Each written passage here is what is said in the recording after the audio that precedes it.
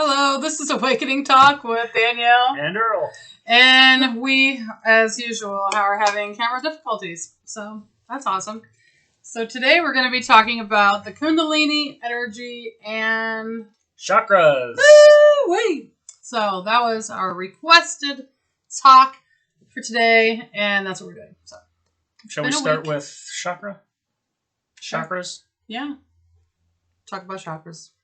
Okay, so chakras basically are energy centers in the body, right? And as we discussed in our video on light, we live in an energetic universe. Everything's made of energy, and our bodies are receivers, and the energy is concentrated in these centers called chakras. Mm-hmm. And there are, 7 main chakras that everyone talks about, and then a whole bunch of other ones that can go on forever, I guess. Yeah, there's a lot. So. But I don't know. I wouldn't say nobody knows all the names of it, but we certainly don't. So basically, so there's the root chakra, which is at the base of your spine. There is the sacral chakra, which is right below the belly button. Right below the belly button. There's the solar plexus chakra, which is above the belly button, right? Mm-hmm. There is the heart chakra, which is above that, and it's in the center of your rib cage. There's the throat chakra, which is your throat. And there's the third eye chakra, right there. Okay. Above the, right in between between the eyebrows.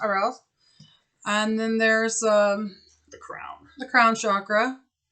The soul star chakra is up here. It's above the crown. I don't know, that's like number 8, but that's okay. We'll deal with the 7 for right now. So the chakras, whenever you have blocks, it's just energy getting stuck. So they get stuck in those main parts, and they can actually produce many health problems like heart attacks, physical symptoms, pain, thyroid issues. Just a lot of different things. You can have a lot of different things. Like I have a problem with my SI joint, and it's probably because of living in fear for like ever, and then finally getting out of it. But it's just like it's busted. Okay, so it can really harm you. So before we get too far along with that, each chakra is identified and linked to certain emotions and certain physical effects. And so we'll just run through. The root chakra is associated with the red color. Yeah. And it's right at the base of the spine. So if you're sitting cross-legged on the floor, it's right at the root of the spine. And it's associated with red. And so it goes up the rainbow colors, basically. Yeah. That was like a major epiphany. I literally just... Okay. All right. So if you go through the rainbow colors, each one of those is associated with the chakra. Yeah. And so the root chakra, red color, associated with the fear response, fight or flight, survival, and that could lead into like finances, being the provider, and not being able to provide that kind of stuff. I'm not providing anything right now. That's like associated with the fear and survival, in modern times. So, So I'm going to read something because I'm better at that.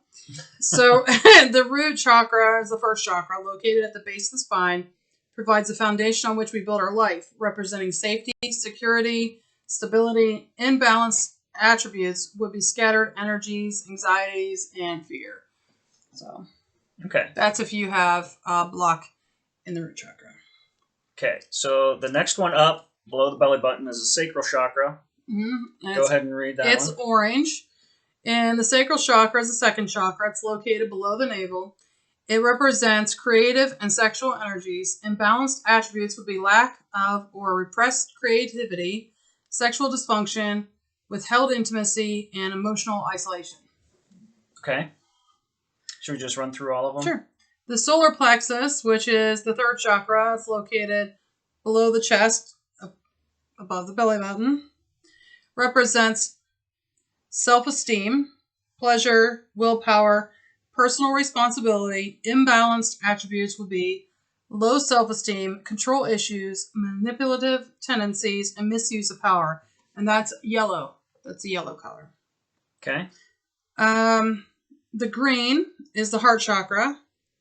And that's the fourth chakra. And that's right in the center of the chest.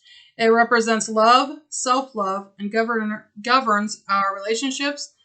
Imbalanced attributes would be depression, difficulty in relationships, and lack of self-discipline. The throat chakra is the fifth chakra, which is blue, and it's at the center of the neck.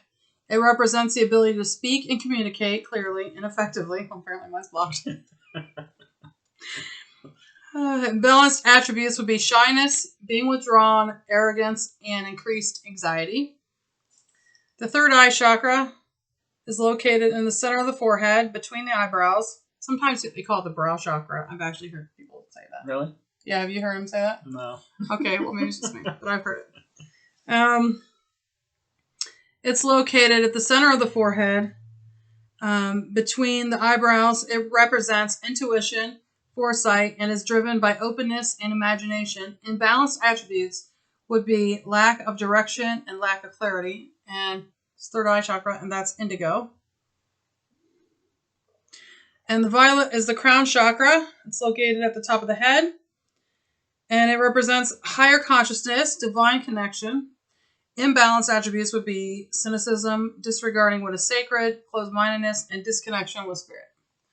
So, and each one of these chakras, which if you want to be balanced, one of the things is, and I've heard this, and I used to think it was absolutely ridiculous, but apparently it's a thing, that if you want to heal those certain areas, you wear those colors, surround yourself by those colors, and something that's ridiculous, but it's true. Like, people do that. So each of the chakras, as you go up the spine, holds a higher frequency. And same with the colors. The low frequency on the infrared spectrum is, red, and as you go up to a higher frequency, you get the different colors. So it goes hand in hand, and it also goes hand in hand with the emotional chart of the higher vibration emotions and the lower vibrational. And lower vibrational would be fear, guilt, shame, inadequacy, bad self-esteem. And then the higher frequencies would be happiness, pleasure, all the way up. And then the highest frequency is the love frequency, or the Christ consciousness frequency. So if you are having trouble in a depression or a funk, or feeling horrible about yourself, it's usually because the energy is just stuck down in the lower chakras. And as you clear all that muck and the energy vibration rises higher, it can get into the other chakras and the higher frequencies. And when you're not connecting with the Christ consciousness, like he just got done saying, I think I'm just saying it in a different way. That's fine. Is that I'm totally saying the same thing you said. It's when you don't connect with that, it's because you're blocked down there. That's exactly what you just said, but in a different way. So, can you please, because I can't, because of this chair, I'm kind of stuck the way I'm sitting. There is right here, right around the corner, there is a box of stones. It's on the second shelf. So each of the chakras, you can use stones, crystals to help you balance them. And intention, it's the Jesus ones back there. It's just a box. Is it right there, or is it on that shelf?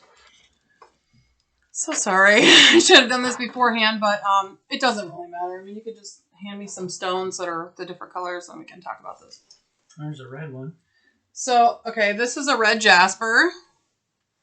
So it actually kind of looks brown, but it's not, or orange, but it is. It's red. Oh, that's my hair. And this is for the root chakra. And you can actually place these on the different chakras and do meditations, and you can feel the energy from the stones.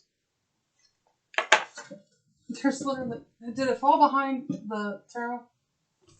I'm so sorry. I have these stones, and it was so easy to spot. From the Bible? Oh, yeah. These. So, oh my gosh. So one of the cool things is a lot of people are like, oh, you know, you listen to this new age crap, and, you know, that's all bad. This is not what this is. This is all from the Bible right here. These are gems and minerals from the Bible, and you can look at it here. And this is just a good example of different stones for the different chakras. But, you know, we have yellow. There's the sulfur. Carnelian is like one of my favorites that I use. Alabaster. There's agate, pearl, amethyst. All these different ones represent chakras that you have in your body. And these are all, I'm just going to like bring them up there. It's kind of backwards, I guess. But as you can see, this is all stuff that was in the Bible, and they were very important, and they were used by many things. Hold on a second. We're back. Okay. Sorry, our daughter came to the door and wanted to get some medicine. So, where were we? We were talking about the chakras and the stones and the colors of the stones. And if you don't really know anything about crystals, one thing I can tell you about the stones is that the colors of the stones relate to where they heal. And interesting little side note on my techie side is that light and energy, I've heard crystals referred to as frozen light. So the frequency that's held in the crystal that's really cool. is, in rock mineral form, is light that's like locked in place. So what it can do... So it can heal that particular thing. Yeah, so what it can do... That's really cool. So the rock doesn't necessarily emit energy, but what it can do is when your body puts its own energy into the crystal, it can like raise it to the frequency of that light and then give it back to you, which is what I think. Which is what I think you feel when you're holding a crystal and you can feel the buzz or you can feel the little energy off of it. Is like your own body, like getting infused with the frequency and giving it back to you. That's awesome. I never heard that. That's a new thing. So this is one of my favorites. This is a citrine. And I don't know if you can tell. It's like white and it's yellow. It's really awesome. And what I do is I just hold it in the palm of my hand right here. And it's like a pointy part there. And I can wrap my hand around it.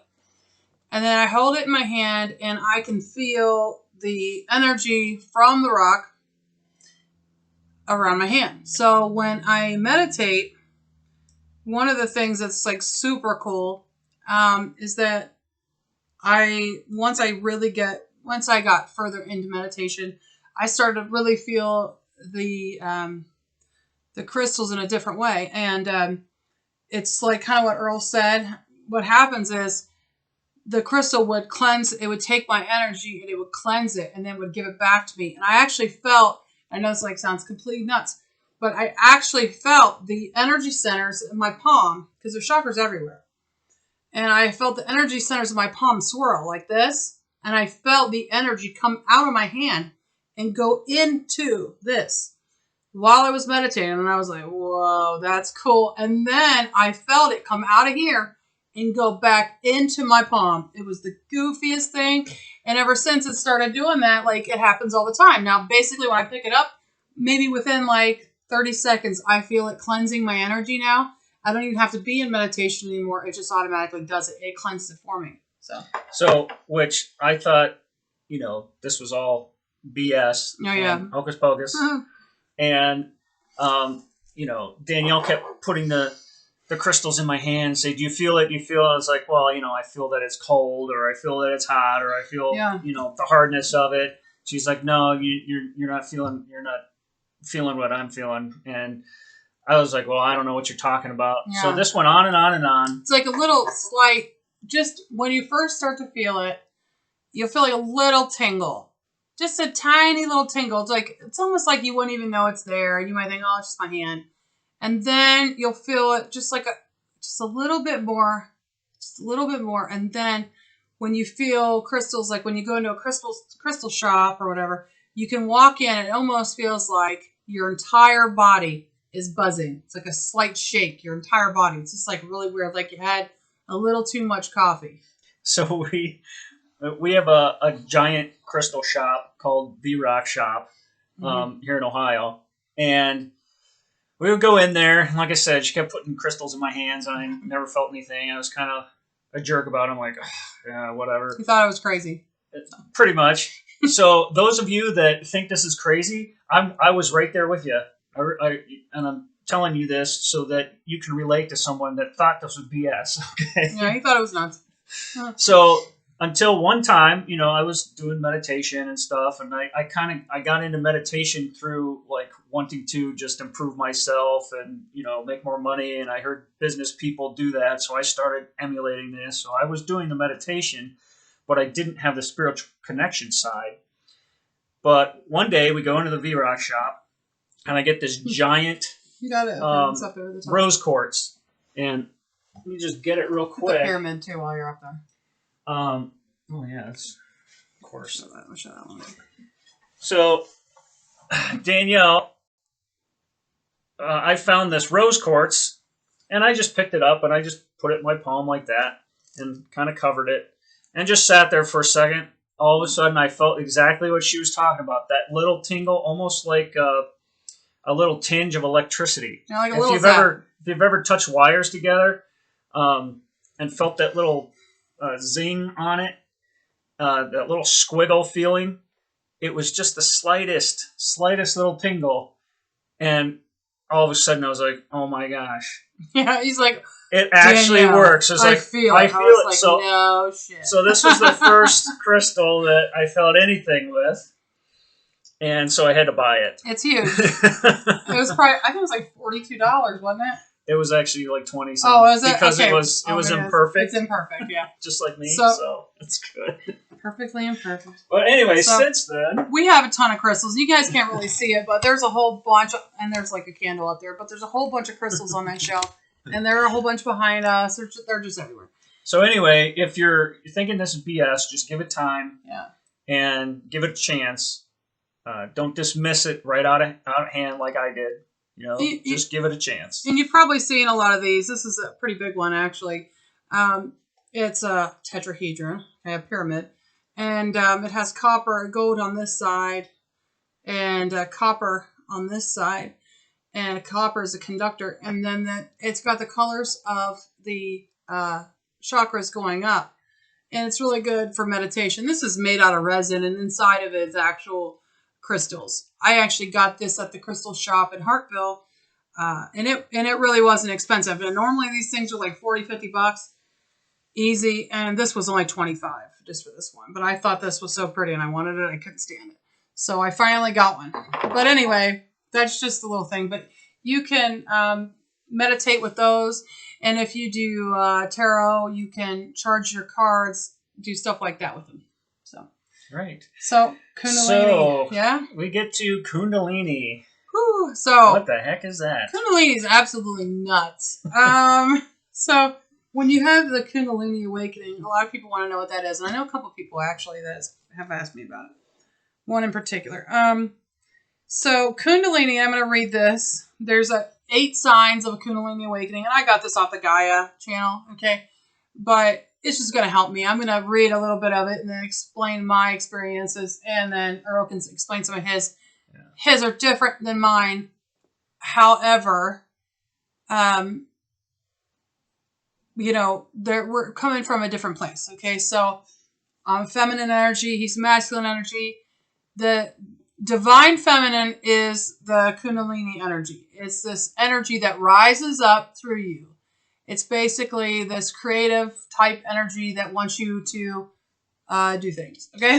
So in a scientific point of view, this energy is kind of similar to people talking about 0 point energy. It's coming directly out of the field, and it's held at the base of the spine until it's activated. And it oh my God.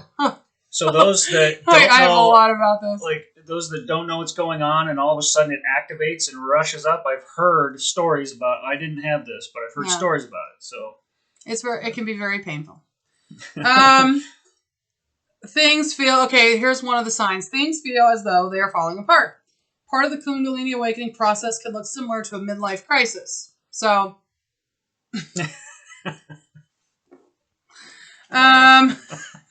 So one of the things is like all of a sudden you're very unsatisfied with your life, your family connections, your relationships, addictions, old habits, all this stuff starts to come up, and they come up because they have to. Okay, it's like almost like energetic life review to wake you up. Okay, so it's almost like God's got a clipboard, and he's this energy that comes in. It's like, hey.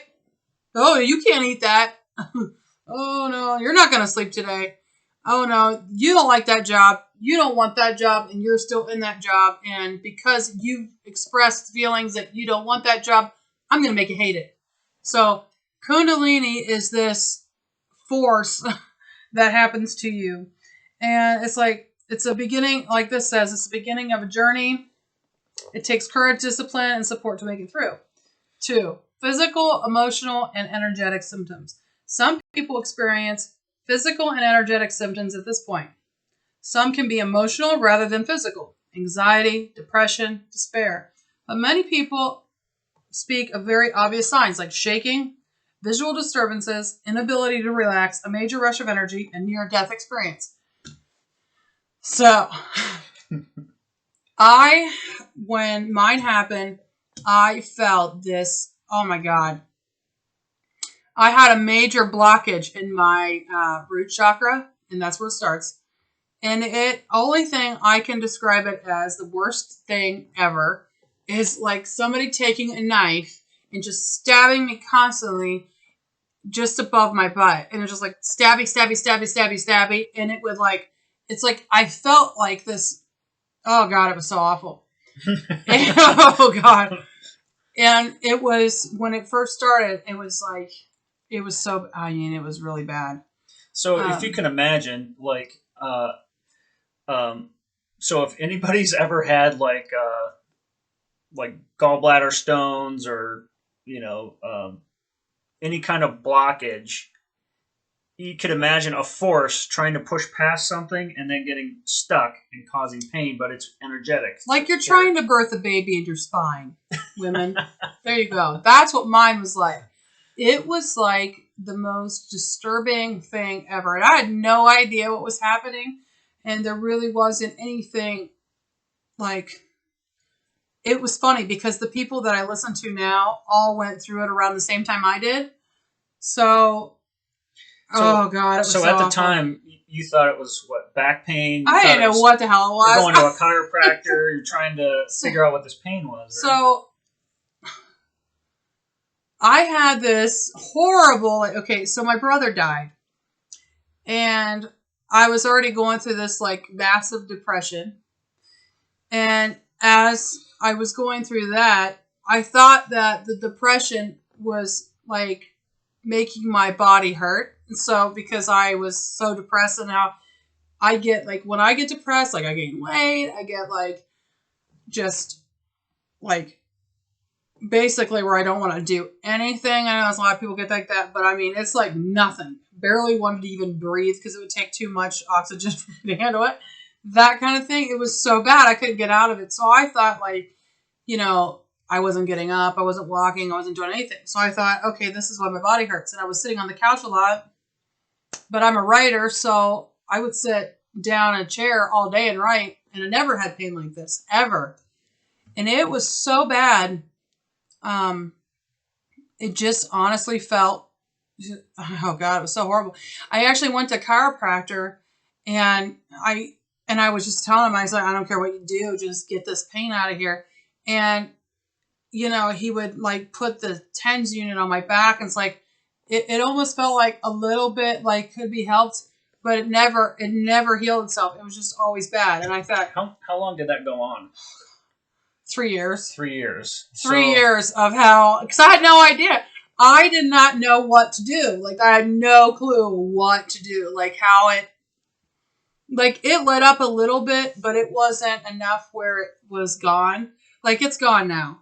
Okay, like, every once in a while, I'll tell you right now, one of the things I can tell you is you know when you're blocked. When that energy hits you, when the Kundalini happens, you know when you're blocked. Because it hurts so badly, you want to fix your blocks. You're like, I don't care whatever God wants me to do. I'm doing it. I'm dumping this. I'm dumping that. I throw my stuff away. I'm finished. I don't need it. I don't want that pain. And so once you get your fix, I would say, of finally getting rid of that pain, you just don't ever want it back. I mean, it is awful. So you really need to clear your chakras. So the Kundalini energy sits at the base of your spine, and when it's activated, it rises up through your body, through the chakra system. Right. And if your root chakra is not blocked, it's free to go to the next chakra. So if your sacral's not blocked, then it goes to the solar plexus.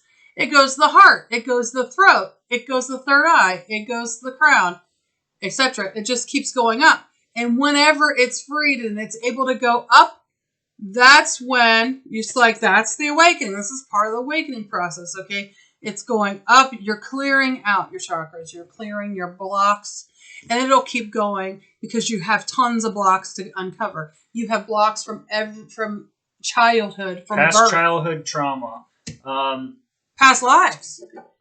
Fear, living in fear. Yeah. Not being self-confident, not loving yourself. You know, all that stuff holds vice on this energy from flowing freely. Yeah, and it's so bad because you don't even know, like, a lot of the stuff that you have problems with, you don't even really know what it is. And then, like I said, luckily for myself, God has given me the gift of sight, so I can see a lot of my problems, like at least the start of them, to understand it. When I was first going through this, I had visions and stuff. Yeah, sure, I did. But I didn't understand that I was actually going through something. You know, like, he didn't give me that vision. That might have been helpful. But I'm like, you know, I'd have other things. And I might have had the problem at hand in my grasp, but it just made me mad. It didn't really help me. It didn't tell me anything. And now I know, going back, thinking, oh God, you know, he did tell me what was wrong. But I didn't know what the heck he was talking about. So the fact that the energy... So go ahead. So the energy gets stopped. Yeah. So the energy comes from the base, goes up. When it hits a block, there's usually some physical symptoms or some pain or something that happens. And, you know, recently with what's going on in the world, a lot of people are having, you know, heart problems and all this phantom pain that nobody can explain and all this stuff. Well, it's because we're going through the awakening. Our vibrations are getting higher and the energy has to come up. And when it hits a block, you know, all these symptoms come out. So there's also things like, so there's a Kundalini Awakening and there's a dark Kundalini Awakening. So we're going to talk about that too. But for the Kundalini Awakening, such as what I had, massive amounts of fear in my body. And the funny thing is that I never really thought I was afraid of that much. But it wasn't just me. See, I didn't come down here for just like myself. So the whole purpose, like Earl and I, our purposes are different from some other people. So we came down here to clear karma for family members and for ourselves. But so our family line, doesn't carry on past burdens, okay? So past karma, everything. So we came down here to clear that. So we have been taking on much more than sort of like the average bear that has to come down here to do. So there has been, and if you're watching this, more than likely, you've had to do the same thing and you don't really even know it. Or you're just starting your whole journey into figuring out what the heck this is. Maybe you've heard of it and you're trying to watch as many videos on it as possible. So Earl and I's take is a different kind of thing because I feel like it's great that we're talking about it because you have my perspective and you have a man's perspective. So I'll get into the masculine. Right, this is totally different. It's not the same thing. A little bit later. And I've never heard of a guy have the same experience as a woman has. I haven't. And mine, I've heard other people have them, and they're completely different than mine. But mostly, like, it's energy getting stopped. A lot of people that I've talked to, it seems like their heart chakra is like really blocked. Stuff like that, like they or their throat chakra, like they're constantly like not being able to say something. Well, I've never had that problem. So that's not blocked. So that's the other thing too. So these different, you can almost tell from like the dumb things that you do what's blocked. Okay. I'm going to go into the next one. Mm-hmm. The intensity of these experiences will often be enough to drive people to try new things. People seek changes in diet, seeking out healers, leave relationships, change jobs, all done in an attempt to respond to what is happening on the inside. So, you go through this big change, you're feeling all this stuff, you have energy like crazy. And I don't want to be like crass or anything, but whenever I started going through mine, I felt it massively in the sacral chakra, which is the sexual, the creative energy, all that. So I wanted to create stuff and I wanted to do other things. So it was very awkward. So that was the same for me too, though. Yeah. You know? But both at different times, unfortunately. But the thing about it is it was so weird. Like I couldn't explain it. It's almost like I felt like, I don't know. I just felt guilty. I don't know why. And he's probably thinking, why would you feel guilty? But I did. I felt like guilty about it because it just seemed like, to me, at the time, it felt like so impersonal. Like, just want to. You know, it wasn't like any kind of like, trust me, it wasn't about love at all. that was probably your masculine energy coming out. So probably. But anyway, it was all about, it's like, I want, you know. But that's how it came out. It's like, and it was so bizarre. But the energy, it's like knocking at your door, you know? It's like my back wasn't hurting anymore, and now it's up the next spot. And I'm telling you, it was insane. It took a minute for that to go away. Holy cow. And I still have, like, the creativity was, like, I was writing like crazy. I was doing all this stuff. And Earl, meanwhile, was knocked out, sleeping all the time. I was very, very tired. And that's the other thing, too. When this happened, when you start to go through an awakening, sometimes you will sleep all the time because they work on you while you're sleeping. And in fact, you work on yourself while you're sleeping. It's your higher self and your guides and everything. You work on yourself. You're not really sleeping. It's like your subconscious is taking over, which is awesome. That's the best part of you. So, I would literally have instances where I sat down on the couch and I could feel them shutting me down. And I had that. And I remember half asleep, groggy, and I remember saying, I think they're shutting me down. And I just go, boom, and I'd be out. Yeah. And she told me later, she's like, you know what you said? It's like, didn't I say they were shutting me down? And you're like, yeah. So if you don't, get your rest and eat good food and take care of yourself, it's hard. I slept for it was ridiculous. I'm actually kind of embarrassed about it, but it's just how it was. I thought, honestly, at the time, I didn't know I was going through this awakening process. I had no idea. Because when I was a kid, I got, these knowings. He would say epiphanies, and then I'd hear things, I'd see things. I've always seen stuff out of my periphery forever. I mean, I don't ever remember a time where I haven't seen things. So I can't even tell you that. I just know my first memories that I can remember physically are around 4. And then I can remember little things when I was like probably 2, being in a stroller, playing with my stroller. I can actually remember that. But I don't really remember anything beforehand. But I do know this, that since I was 4, I have seen things that other people can't see.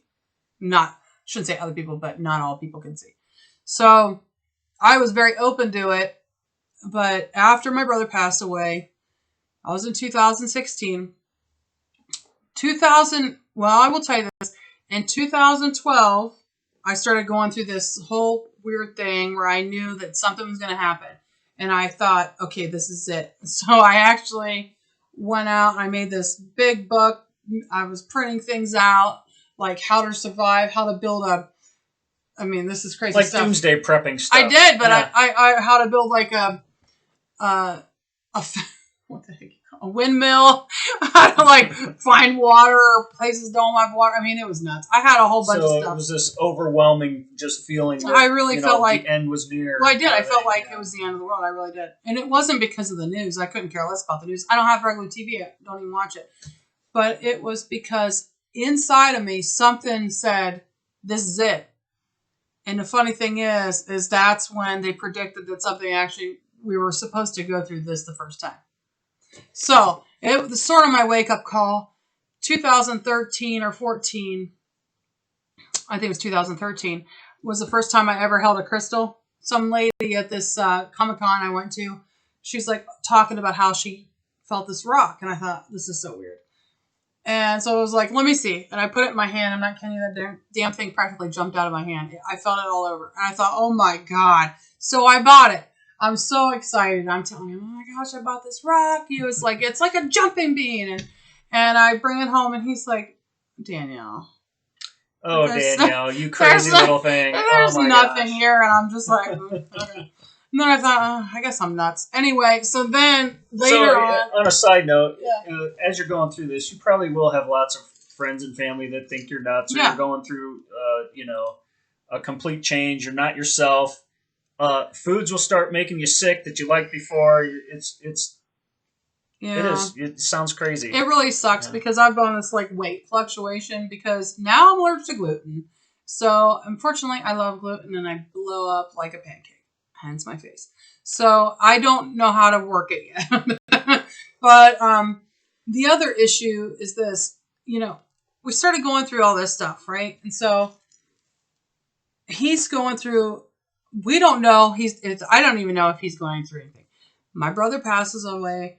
I'm thinking I'm depressed. That's why I'm sleeping all the time. No, I'm going through the awakening. My Kundalini's turned on and I'm passed out. And when I'm not passed out, I'm in pain because my energy's hitting my spine and I'm going absolutely nuts. Okay. He's gone at work all the time. And then he starts going through these stages, and his stages were different.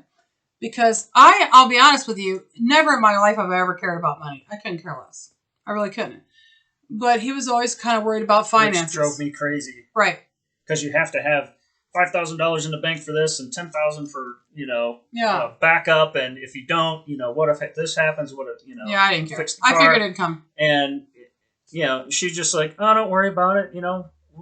If something happens, something always comes in. I'm like, how can you say something? It always does. But that was my root chakra. I was living in fear that, something, the hammer would drop and we wouldn't be able to survive or, pay bills or, get gas or buy food. And so that was my root chakra block there. Yeah, so he had a lot of issues with that. Well, I didn't care about that. And I thought it was ridiculous that he did care about it. And I never treated it like a serious thing. I just thought he was ridiculous. And I thought she was ridiculous for not worrying about it. So I thought a lot of this stuff was dumb. So here's the thing. It's like Earl and I never really argued about anything. But when we did argue, which was hardly ever, it was about money. It was about money. And it was about those things. Like, see, I have a very So I know how to manifest things, and I didn't know that's what it was, but I told her, I was like, anytime I need money, I just ask God for money, and then I get money. Like, I could get it the next day. And he's like, Danielle, that's how crazy. woo-woo is that? I just ask God for money, and it just shows up. He's like, Danielle, that's crazy. Okay, I need X amount of hours to make X amount of money to provide X amount of food, and all these calculations were going. So I thought that was completely nuts. And the funny thing is, there are several instances where I would get a check in the mail, and I'd be like, look, girl, I asked God for like $50. Look, I got $50. And it was like, look, girl, I asked God for some extra money, and I got like $300. And he's like, what the heck? And we just get these checks out of nowhere. And it was every time. Miraculous. And then he's like, Danielle, I'm like, I did. And then like, we went on a cruise. My snarky butt would say, well, why don't you just ask him to win the lottery? Well, because I didn't need the lottery. I just needed enough money to pay a bill. And so that's why I got it. So one of the other things was we were on a cruise ship one time, and I was like, God, what would be really nice? I was like, I don't have to win. Like the jackpot was $3,500. Like I don't have to win $3,500. I would just be really happy with $500. And the next thing I know, I win, and the next number was like, there was a lottery. It was like a bingo card. And if you get 49 numbers, you get the bingo within 49 numbers, you get $3,500. But if you get it at 50 numbers, you get $500. I got it at 50. Yep. Exactly $500. And everybody's like, I'm freaking out. I'm like so happy I could lose my mind. And everybody's like, oh, too bad I was like, I literally just asked God if I could have it. I said I didn't need it. I just needed the 500. Yeah. And they were all looking at me like I was nuts. So that's what I did. I've done that my whole life. And we've gone to like raffles and everything. And I tell him, I was like, I'm going to win every single thing. And I do. I always do. I win. Yeah. When she goes in with that mindset. If I know I'm going to win, I win. And it's not luck. I'm telling you, it's not luck. It's me manifesting it. I didn't realize it before. I do now. I'm really good at it. Anyway, how do we get on that? Where do we get back to chakras? It has to do with the energy. So at the time, he's going through his worry about everything. He worried about money. That's what it was. Mm-hmm. And then, we're going through all these years, and we didn't even know it was the Kundalini. We had no idea. There weren't videos shown to us at this time, and even if there were, I wouldn't know what the hell it was. Yeah, we didn't know what to look for. No. And so weird things like that were happening. I went to Comic-Con, that rock happened. Oh, I went to another Comic-Con, and this lady had a Reiki massage. It was really weird because my back kind of hurt, and they're like, oh, you should get one of these. I don't like people to touch me. And my friend's like, come on, just go do it. And I did, and she's like, oh my gosh. She's like, as soon as she put her hands, she's like, she stepped away and she started talking to me about like my aura and everything, and how like how hot my body was, and how it was like practically burning her hands, and when she was moving the energy, and she's like, oh my gosh. And she was telling me like I was really powerful and all this stuff was going on. It was so funny because I think my Kundalini was like starting to awaken then. And when my brother passed, it's sort of like everything just kind of opened. Okay. So then I get to that point. Now I'm exhausted. I'm sleeping all the time. The other issue of creativity and all that's happening. I'm writing when I'm awake. I want to do other things when I'm awake. He's sleeping now. And then the fear starts to hit, like all the fears I had as a kid about death, about, I don't know, people not liking me or some dumb crap like that. That all started to hit me all at once.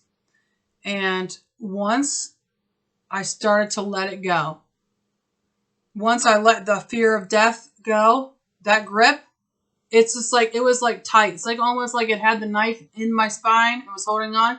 Once I was like not afraid, it was completely gone. The pain in my back completely went away.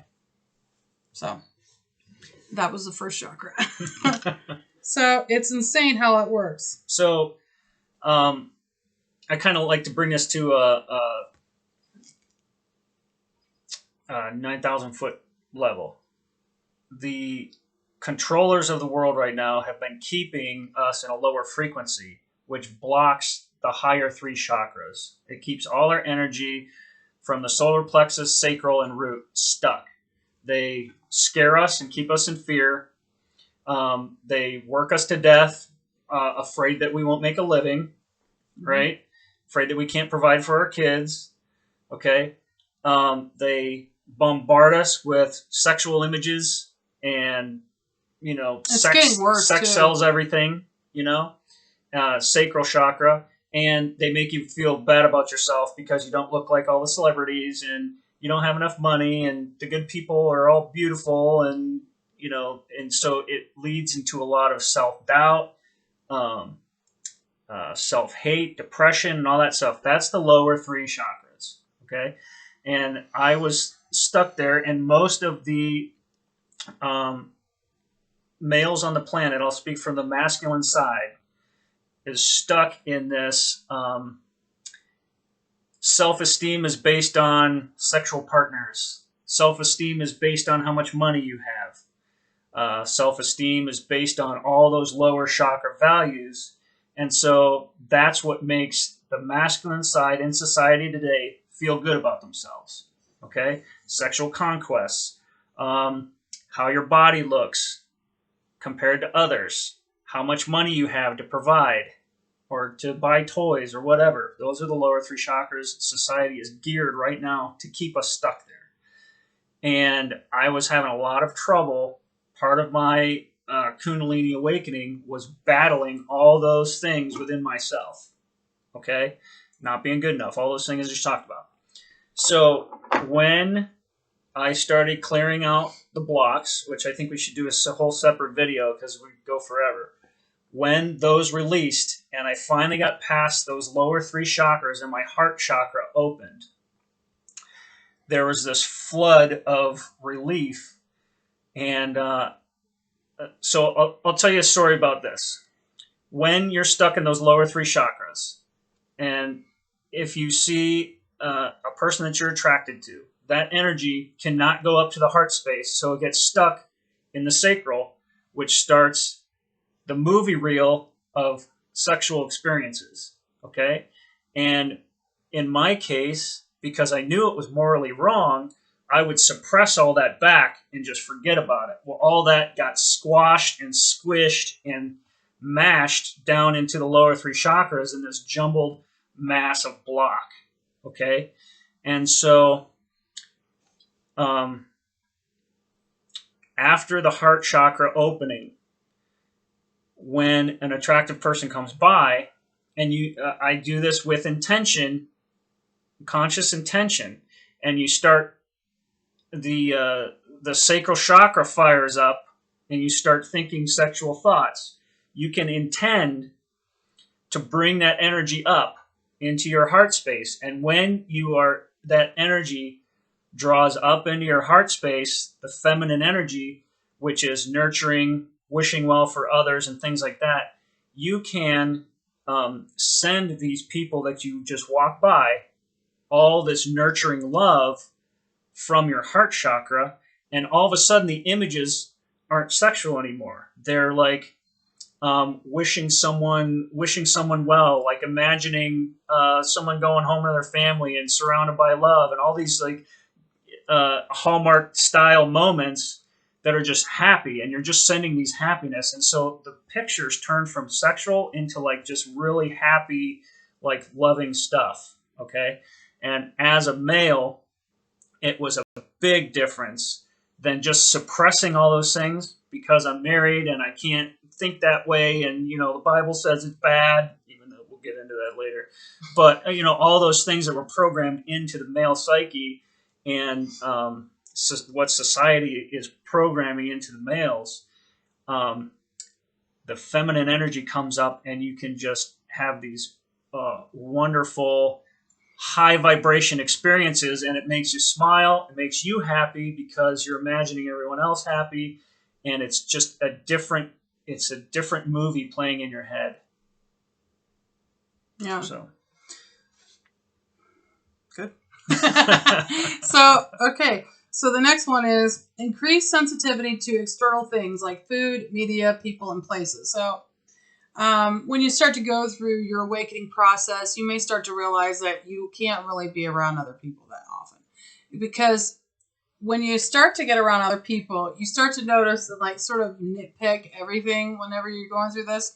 Like even worse than probably anything before. What you do, whatever you do. So like something that, let's just say for instance, I've done this, it's terrible. I'm not a snob and I do not have perfect grammar, but when people are around me, if they're not using perfect grammar the entire time, it's like I have a little red pen and I'm correcting every part of their sentence structure in my head. It's awful. I mean, it's like the most ridiculous thing ever. Being around like negative people, you take on their negativity. You start to get really angry because they're angry. You have no reason to be angry, but then you're all of a sudden mad. When you're going through your awakening, one of the things you don't want to be is taking on other people's energies. You don't want to be angry because it really does affect your body.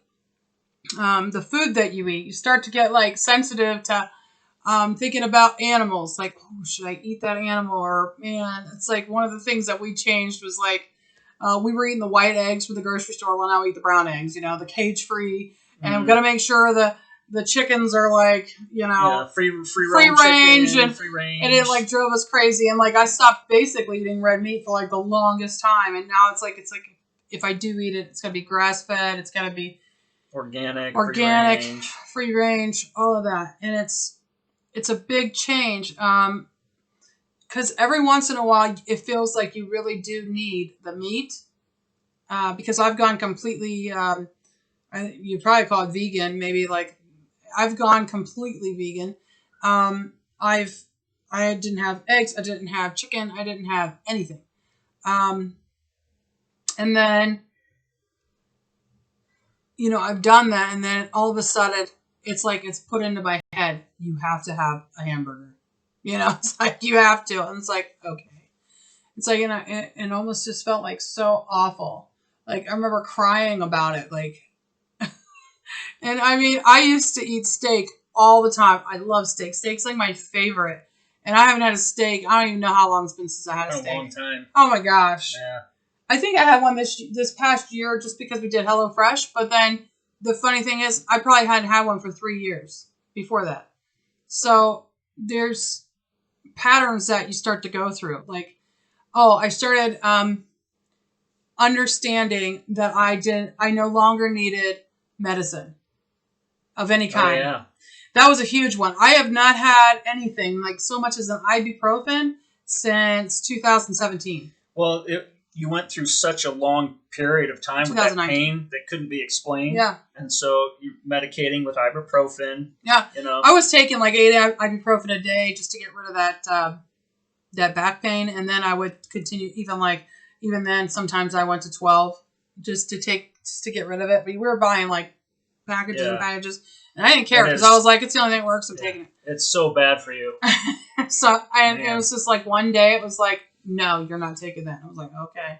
And I stopped. Once you realize what it is and you have the ability within yourself to fix it, you don't need all that medicine. This girl from Earl's work, she told us, she's like, you can heal yourself. And it's funny. As soon as she said it, it's like I knew that. It's like I automatically knew it was true. And I went on YouTube and I was watching this video. And I was like, you know what? I'm going to try to do it. And because I had a really bad headache. And it was so funny because I remember this conversation. I told her, I was like, I have the worst headache. And Earl said, I did too. And it worked. And I was like, you gotta be kidding me. He's like, no. I was like, okay. I was like, what'd you do? And he goes, just, say it's basically your headache's gone. Yeah. It's gone. Thank you for taking care of my headache. Thank you for the headache. And thank you for not having a headache anymore. Yeah. I'm not kidding. It was that quick. My headache was gone. I had a migraine. It was so awful. It was like, just imagine, this sounds so funny, but you just imagine that it's already gone. Yeah. And then you do that. And you believe it. And you believe it. And you say, thank you for not having a headache anymore. Thank you for taking my headache away. And you pray as if it's already happened. And you believe it. Yeah. And quantumly, it just happens. And, yeah, it was is weird. Gone. It was gone. But it's awesome. I told him, I was like, man, I was just getting ready to take something. As soon as with migraines, I get so bad where I can't take anything. I have to take them almost before I know I have a headache, which is impossible. And if I can get it just before like it starts to really knock at the door, I can get rid of it, with a ibuprofen or whatever. But yeah, I was just like, I was into it, and I knew like I couldn't take a pill at that point because I just get rid of it, I just get rid of it. But yeah, that was crazy. So it went away. So that was one of the things. So the drugs, stopped taking drugs. I stopped. I started eating better. I started praying a lot. It's not that I wasn't a Christian or anything, because I was more on that path than he was. He wasn't on that. But mine was, I always believed in God. I would talk to God, like when I was driving my car. I would have like a private conversation kind of thing while I was in the car. And I started getting like more prompts that I need to do that more. Like I felt like I really needed to do that. Like even like thanking God, like when I go to eat and praying for that and thanking him for the food. I don't have to make a big show out of it. Sometimes I just do it in my head. Sometimes I just close my eyes and just like, but the intention's out there and it goes there. And I do feel good about it. And I go to God a lot. I was reading the Bible like crazy at that point and just reading different sections. And what I do is I'd ask God a question and I open the Bible and it would give me the answer that I was seeking. It was the most bizarre thing. That happened for a long time. It still happens. But that's when I started seeking that. Another one is awareness of internal energies, intuition, and inner truth. So obviously, I told you I've always had that intuition. Like I have a really good intuition. A lot of people call it mother's intuition. Not really. I mean, I had that, with my kids. Like I'm very connected with my kids. But I'm connected with other people too that I'm around. And it's almost like I can tune into those people, into that energy, and I know what the energy feels like. Earl's intuition is not the same as mine. However, there are many similarities that he never wants to admit. I am still a baby when it comes to this stuff. And it really is. One of the things that I want you to know is that everybody has different gifts. And some people have more gifts than others. And I would say only because of what stage that they're in. Not that they're not going to get that gift, or not that they won't be able to do it, because I really do believe that everybody will have that ability as when they go further along. But I do believe that certain people were given those abilities early to get the rest of the people to where they needed to be so they could explain it and have sort of like a teacher so they wouldn't be afraid. So they give all of us weirdos the gifts first, okay? Because I'm not afraid, like my throat chakra's not blocked. I'm not afraid to talk about it. I was never afraid to tell people about it. People just didn't want me to talk about it. They thought it was weird, or they thought it was, oh, I need to go get help at a mental hospital or something like that. And so when you're told that like a lot, you just feel like, that's just me. Like, I'm just like, whatever, goes for yourself. So that is my personality. And I really do feel like that's why God gave that to me, because he knew I could handle it. Because I don't believe everyone is capable of handling it at the beginning, because it is a lot. It is a lot when it first comes. So if you're getting overwhelmed by it, maybe you're hearing voices, or maybe you're seeing pictures. I call it like, I can see things. I can see things. I can hear things. And it just means like, and if you're going, oh my gosh, yeah. I can hear a picture. And I know a lot of you can. So the biggest explanation is like, if you're looking at a picture of the ocean, sometimes you can hear the waves crashing, right? Mm-hmm. You can actually hear that. If I told you that. Right. You might not hear it when you look at it right away. But when I see it, immediately, I hear the ocean crash. I see the picture. I get everything. It's this like all-encompassing. It's like an immersion. Is it? Yeah, it is. It's everything. And so what happens is once you develop it and once you get further along, you understand what to focus on first. Okay? And you can get the message. I've had many times where I've had messages come through to me, and it's like you're saying, it's an immersion. That's a good word. It all comes in at once. And there's one thing that'll stick out the most out of all of it. And that's the message that needs to get through. Then I can go through and say, I saw this, I saw that, I saw this. For instance, this past week, our van just stopped working. And I asked God what was wrong with it. And because he put a part in it, because he knew what the part was, and the part did work, and it worked better than the other part, so we know that was a problem. But then it wasn't working right. And immediately, I hear the engine, I see all these wires, and then I see red tape. And then he says to me, God says to me, one of these things is not like the other. Okay? Because I hear that song in my head, like Sesame Street. And then I saw red flags. Well, I know what the red flag is because I know, like, when I was in band, I had a flag and I was taping the pole, and I used the red electrical tape. I see the flag, I see that, and I see it wrapping around. All these images are like pouring into my head. I can hear it, see it, feel it, smell it, everything. The engine, I got all of it. And then the message was to tell him, look at the wires, put some tape on it. It's not a big deal. I haven't done that yet because I'm stubborn. So yes, and I was having a moment trying to fix the van. But that's the thing, like, because he's mad, and I understand it. He's mad because he doesn't get what I get. So in that instance, I was fixing the van. I did everything right. I got the part. I put it in, went back together in about 20 minutes. Zing, zang, zoom. Turned the van on. Still doesn't work. And so I spent the rest of the day trying to get God to drop in what she got. Yeah. And I was getting lower vibrational things like jealousy. Why doesn't he talk to me that way? This isn't fair. I was basically like a little kid stomping around. It's not fair. It's not fair. Yeah, he was very angry. I was angry. And so during this process, now that I'm not angry anymore. This is part of the blocks we were talking about, working on it. It has shown me one of my blocks is that I have a jealousy over this issue of the stuff she gets and the stuff I don't get. So that is something that I am going to work through and have not yet. So, like, don't be upset if, like, if you've gone through this stuff and then you get to a point where, you sink back into it.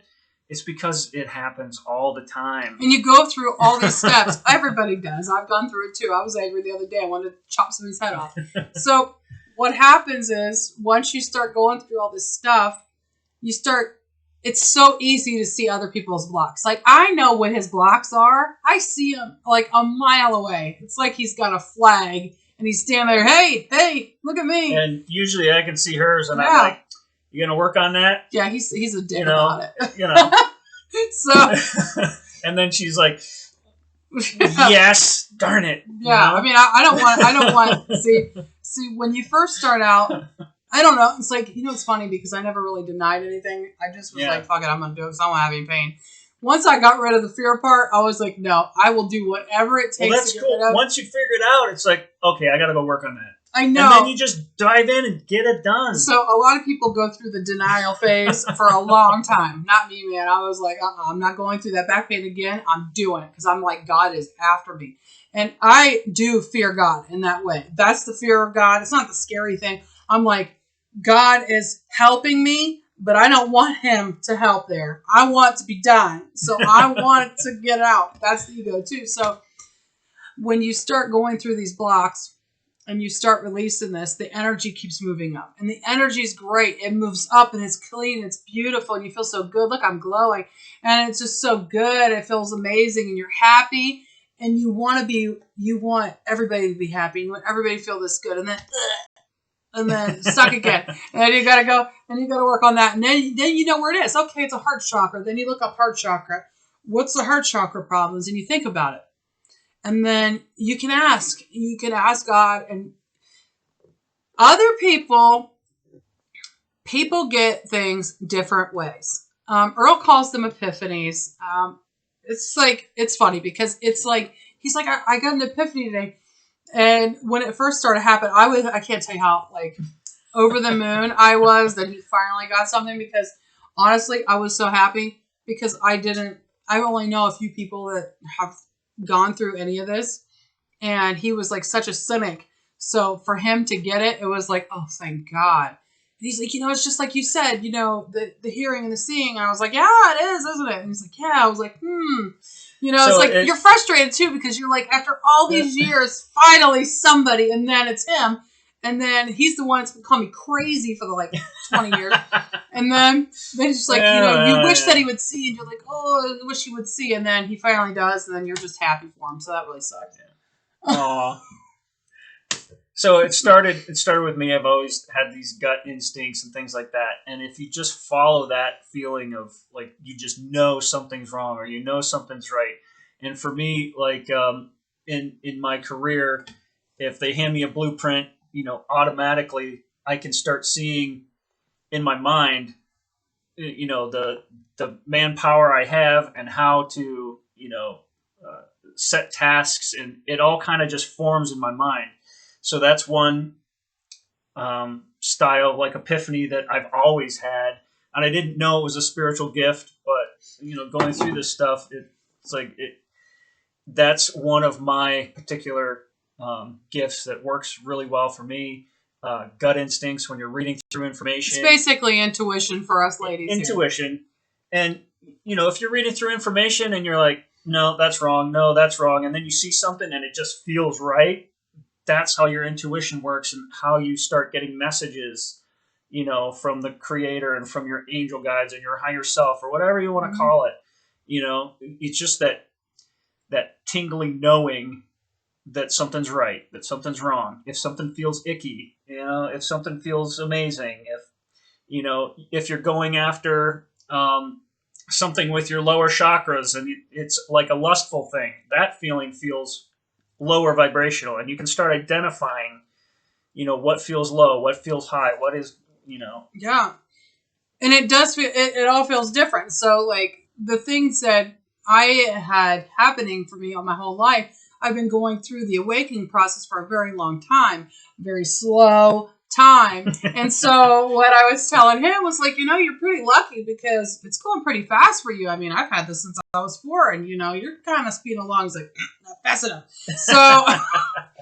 So I happen to be at the point of my life where I'm like glass massively full. Okay. And Earl's still about the half full. Yeah. But he's getting there. And working on it. Yeah, he is. He's doing a really good job. And that's the thing. Like, everybody's at different stages. And that one of the things, like we talked about the whole twin flame thing and the divine counterpart, the feminine energy is the ones that move forward first. And I've seen this. It's like they move forward. And as soon as I get a little further ahead, it's like I'm pulling his energy there. And then he literally gets something like a couple days later. So one thing that we've been noticing, it's been kind of funny, is if I have a really crappy day, 2 days later, Earl has a crappy day. It's amazing. I mean, it's like that was last week. Yeah. My crappy day was fixing the van. Yeah. So, real quick, we're talking to our kids about, getting messages from God. And I was really upset when I was fixing the car that I wasn't getting the direct message, and I wanted the direct message, and that's how I wanted it. And it's not fair. Mm-hmm. Right. So this is how that worked out for me. So that was Saturday. I was still mad Sunday. It was my birthday, and went to bed Sunday. I got up Monday, and I can't find my keys in the morning, and they're always on the hook. Okay. So I'm like, what else can happen? I'm looking everywhere, and she's still asleep. I'm out. I didn't want to wake her up, and finally I just broke down. I went into the bedroom. I looked around. She kind of woke up, and I was like, I can't find my keys. She immediately, after groggily walking down the steps, that was really bad. I didn't went know right to the closet and looked in a spot that I had looked over like 3 or 4 times already and just picked them up. And instantly I had this wash feeling of, you know, you don't have to get the message alone. You don't have to do it alone. We're in a partnership, and I'm probably just telling you this right now, but we're in a partnership, and the message can come from us working together. And right now, it's okay if my divine feminine delivers the message for me. It's okay. And it's really okay to not get the direct message, and you can get them from other people. So the messages can come from books, it can come from your partner. It's still for you, though. That's the thing. You are getting the message. Someone can walk by you on the street and just say, "What's up, dude?" And then something in your mind triggers a memory of somebody calling you dude, and that gives you the answer that you were trying to think of. I mean, it can come from anywhere. I've actually done this to other people, too. So the funny thing is like, I've had this conversation with Earl before, that, you know, man, it's okay, because like Earl is I think we talked about you being like a battery. I think so, in one of the other videos.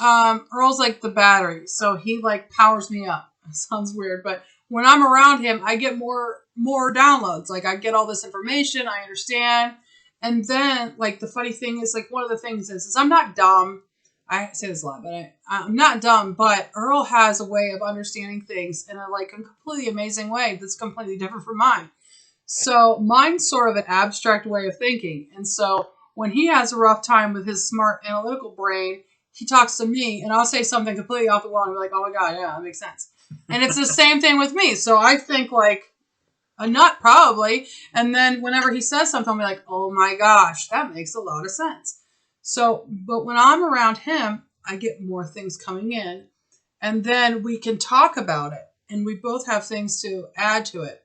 And I started noticing that that's part of our relationship. Like, one of the really good things about it is that what one person doesn't have, the other one has in spades. So we're really powerful together, because I told him I was kind of irritated with him Saturday. So I was like, listen, I don't know how to fix shit, but God told me it's tape. Electrical tape and wires. And I'm like, which wires? What are you talking about? I don't know. Anyway. We'll get it. No, so it's funny because that's what I get, you know, and I listen, and I do, because once again, I've been going through this a little bit longer. Not that I'm better, but I've been going through a little bit longer, and I fell on my ass a lot of times because I didn't listen. And I've learned that I'm going to listen, because I'm not going to waste my time anymore, because it's precious. So one of the things is like, I'm really on it. Like, I'll just do it. Like, I do it. I know it's coming from God. I know it's for a good place. God is not going to steer me into like a crappy place. When one of the things we use discernment, it's the feelings. I have this good feeling. I never have a bad feeling about it. If I do ever have a bad feeling or uneasy feeling, I don't do something. That's my intuition. That's the good stuff inside of me. So that's another part of Kundalini Awakening. Increased compassion, desire to be of service, and recognition of oneness. When we become more aware of ourselves, we become more aware of the world around us. Our energy is healed through the lower chakras and now can move into our heart center. Our compassion for ourselves leads to compassion for others. We wake up to the suffering of others, and because our heart has been open, we feel it more intensely. This naturally leads to the desire to help, to give to others the help we've received along the way. The age-old truth of the interconnectedness of beings becomes an inner knowing instead of just a thought. So I'll tell you one thing. When I first started to realize that we're like all connected, all these little stupid things that I used to get pissed off about kind of fell to the wayside. Like, if somebody honked at me and was like flipping me off, it just made me laugh. And I was like, oh, that guy's having a bad day. Or if I had an instance where a lot of my family members basically turned against me and hated my guts. And it didn't bother me at all, because I could see them from a higher perspective. I saw them from, it's like almost like not looking down like I'm better, but looking and seeing the whole picture. Yeah, this observation mode, where I know that they just don't understand, or that they're hurting, and that I just want to help them, and I want to help them understand, and I want to do whatever I can so they are not hurting. So whereas they wanted everything in their power to hurt me, I know that it wasn't really them, that it was their ego because they didn't understand something that was going on. So I started noticing that. I started noticing like a lot of people get really angry around me because, well, that's part of me being an empath, and I take all these energies, but God gave me this one particular gift. I think I talked about that, but it's about I take out the darkness within people. So immediately they lash out at me, and they don't even really know that they're doing it. I've actually, Earl's witnessed this several times. People flat outright deny that they've done this, but it happens to me a lot. And so all the darkness, when she's around, her frequency brings it up to the surface. Yeah. And, it can just, at face value, just all this lashing out. It's really bad. Garbage just being thrown at people her. Really start screaming at me and yelling at me. And the more that I've awakened, the more that I've studied, the more that I've turned to God, the more that I've started like taking better care of myself and recognizing who I am and my light inside, the more it makes people mad. And it's kind of funny in a way, horrible, but I'm so happy about it because I'm happy that like I've gotten to the point where people just hate my guts, because that means I'm doing something right. Well, because I'm pulling it. It's really interesting. Well, as she's drawing this darkness out into herself, and then you transmute it, right, and turn it to light. The more she's around people, and I've witnessed this in your job. Yeah, massively in my job. When she first started there, certain patrons that would frequent the place started out with that anger and that angriness and just spewing kind of hateful stuff. People would yell at me and just hate me on sight. And I've had this my entire life, but it's gotten worse and worse and worse. Right. So as you frequented the place and were around these people, their darkness has been drawn out, and now a lot of that has been transmuted. So and now they're nice and they're happy. Yeah, there was this one lady that comes in, and she was so mean, and she was mean to me and mean to me and mean to me. And I'm not even kidding you. There was a lot of meanness and just very hurt. And I could tell that she was very hurt, and I could see the blocks. It's like when I get around people too, because of everything I've gone through, because of all the blocks I fixed within myself. It doesn't matter how old you are. It doesn't matter if you're 15, I can see your block. It doesn't matter if you're 97, I can see your block. Because I've worked on mine. Okay? And as I'm working on those blocks, I'm getting rid of them and I'm giving them to God, and I'm basically decimating them. So I'm cleaning out my system, okay? And so I can see all these little hurts, like when people gossip about each other, or whenever they're angry and they yell, or somebody wants to talk too loud so they can get more attention, or the men are like yelling at the women and downgrading them. These people all come into this restaurant, so every week, and I mean, some of them are really obvious. Anybody can figure it out, right? But others, they're like deep wounds that like really have gone so far from like when they were just little kids. And the more I saw these people, the more angry they would get, and they would just yell at me. I had people yell at me at the restaurant, and it wasn't anything I did or didn't do. They were just mad. They were just really angry. And I told one guy, I was like, "You will not talk to me that way." And then he just kind of stared at me, and almost shocked that you called him out on it. He was. And I said, and then it was so funny. He tipped me like a lot of money, and then he's coming in, and he's like the nicest person. When you do not allow people to treat you that way, when you love yourself, and when you treat yourself with respect, other people start to treat you with respect. When you know that you know your worth, other people will then see your worth. When you do not know your worth, people will treat you the way that you are putting out there. So it's actually kind of funny, because when people, like, I just actually got a picture dropped in my head, like school dress code. when teachers say, oh, when you dress like a tramp, people are going to treat you like a tramp. Well, it's really true. But if you put that out there, that persona, if you act a certain way and you degrade yourself by doing some certain activity, then that's your self-worth. You're putting yourself out. Other people are attracted to that. And of course, they're attracted to the worst part of you. And they bring it to the surface. They mirror it. So you can see what's wrong to help you get over it or to get through it. And I would have people come in and were just so angry. And I was happy. So, and so I mirrored it to them. If you have a bad self-worth and you think you're worthless, then you're going to attract people that will treat you like you're worthless. They'll treat you like you're worthless. And they'll treat you like you're piece of, If you think that you're like a horrible person, or you think that you're ugly, you'll have people say, "Man, you don't look nice today," or "You're ugly," or you'll start to feel ugly. You'll become ugly, and you're not.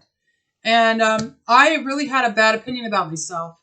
I was always worried about, the last few years I've been worried about my weight and about, I don't know, just hated myself. And it was so funny because I went out to take a run, and I never run, but I really felt like running, and I was like, I'm going to try it.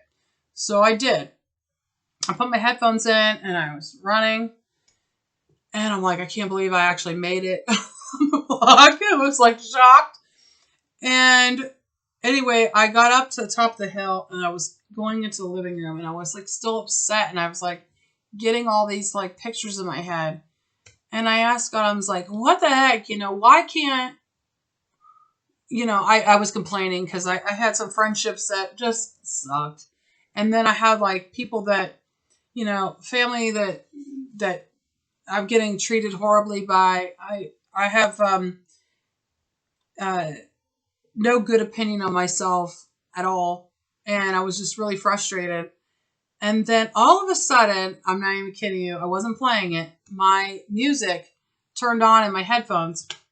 And it was, I just got done asking God. I was like, why can't, I just, what's wrong with me? What's wrong with me?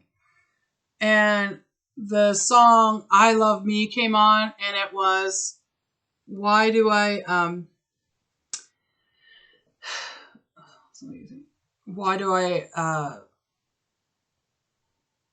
got the self-destruct. I wonder if I love me is enough. It came up. Demi Lovato. Yeah, right? Demi Lovato. Yeah. And it was like, why am I always looking for my ride or die when mine's the only heart I'm going to have for life? And that came in, and I was like, holy shit. Yeah, and I just self-love. You gotta love yourself. I just realized, I'm like, oh my gosh, all those books that I've read, all these things about like the awakening, it was all right there. God like summed it up in a Demi Lovato song.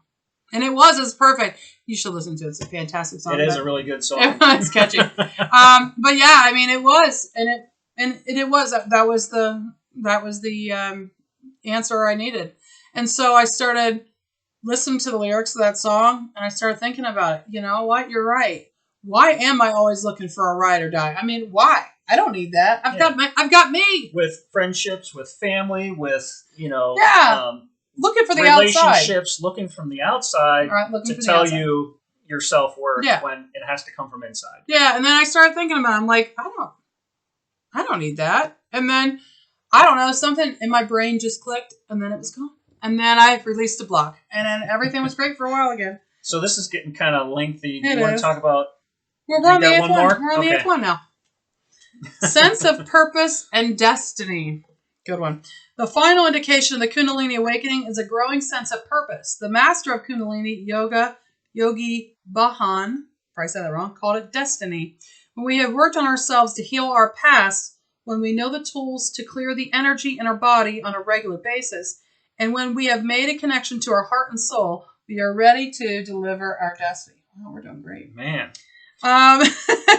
So that's like, it says the point of a Kundalini Awakening isn't to be able to see the people's aura colors or have esoteric powers, but to show up and be a steward to our own world, to become who we were meant to be, to live in integrity with our own spirit. So I got to tell you something funny. When, after my brother passed away, I was like really into like trying to like talk to psychics and stuff. And it was funny because I had always heard stuff and I was hearing stuff like crazy. And, you know, I told you the story about my brother and how I saw him and everything. Well, I was hearing things like all the time. So I don't know why I talked to a psychic. So, because I felt better about it. But anyway. Like they were the professional and right, you didn't know what you were doing. Yeah, I was an idiot. So one of the ladies I talked to, she's amazing, by the way. Her name is Laura Zibalez. Okay. And she's actually from Hawaii and you can look her up. She is incredible. She's very good at what she does. And anyhow, I asked her, I was like, she said, you know, Danielle, you can do this. And I was like, I can? So stupid. And then it was like, I had this moment, I'm in the living room, and I was like, oh my God, I know who I've been talking to this entire time. And I never understood, like, why, like, these psychics would talk to spirit. Like, I thought they were just, like, talking to a ghost. I didn't understand what that meant. She's talking to her higher self. So her higher self. Who was connected to the source. Who was connected to the source. God. So we're all connected to source. Yeah. God. And the funny thing is that she was doing exactly what I was doing, but she's getting paid for it. So, and she, like I said, she's really good. And it was funny. And I just didn't get it. Like, it just took all that for me just to understand, you know, exactly what I was getting, who I was talking to. So as you go through your Kundalini Awakening, you start to realize there's more to all of this than just going to work, raising a family, going to Walmart, having a dog, dying, you know. It's not, you know, watch Netflix and chill. It's none of that stuff. It's nothing. It's not that at all. In my case, pay taxes, then you're dead, you know. Yeah, really, you know, getting really depressed. Throwing a wrench at the car. But it's not that. You're trying to seek what you were here for. We all have this grand purpose, and we're on this like mission to find out what it is. And right now, this is Earl and I start our mission work, and we are to help other people like us that are going through all of this stuff so that you can understand, to get you to the next level, okay, of your consciousness. And we're raising our consciousness to 5D, which is this beautiful feeling. Christ consciousness, love, and you can be happy, and you feel God within you, and you feel this amazing connection with other people. And you do feel, when you are at a higher vibration, you do feel connection with people. You do feel connection with the plants, the trees, the rocks. And it's like, you know, all the hippies, they were on the right path. Yeah. They knew like what was good. It's like, you fall in love with the animals. You know, I never liked animals. I couldn't stand them, you know, and then now I love them. I want to kiss all of them. That was one of the big changes. It was. Dogs used to like run after me to bite me. Yeah. But so in the search for destiny and all that kind of stuff, the best thing that you can do for humanity, for the globe, for the collective consciousness, is to work on yourself first, clear your blocks, and raise your own vibration. It's way better than writing a check to a charity. Yeah. You know, doing all the philanthropy and, you know, all that stuff is good, but raising the vibration in yourself, if everybody does their part just doing that, it will raise the entire collective consciousness vibration and get the whole globe into this Christ consciousness love vibration that's going to take down the controllers, the ones keeping us in this negative state, and you know, ascend with the entire planet. One of the things that, and you know, you would be able to relate to and understand, and this sounds kind of nuts, like, how is that going to do anything? It does, because whenever you're at home, think about when you're at home, and when one person's in a bad mood, everybody in the house gets to be in a bad mood. And that's like an energy, they call it like an energy vampire, because they're sucking the life out of you.